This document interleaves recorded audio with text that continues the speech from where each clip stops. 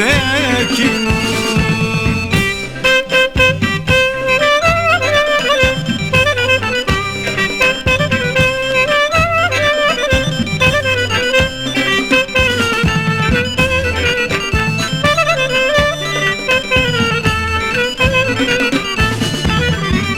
Αγγίχα εγώ παιδεία και να τε μικρά μωρά κι ήρθασανε κομμένα και με τερά τα φτερά.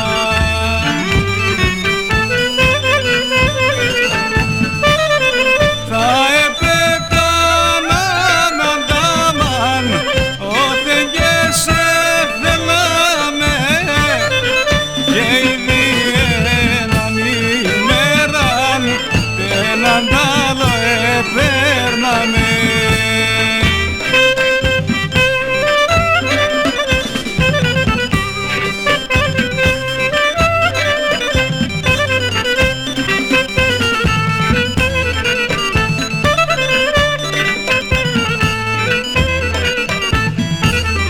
Αχ, να γυρίζουνε τα χρόνια και να έρχονταν ξανά που η ελέγχη είναι η μάνα μας να ξαναγεννά.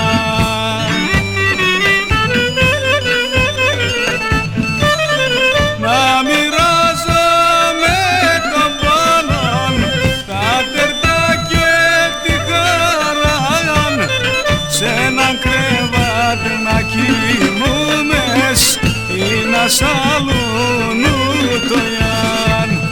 Σ' έναν κρεβάτι να κοιμούμες ή να σαλούν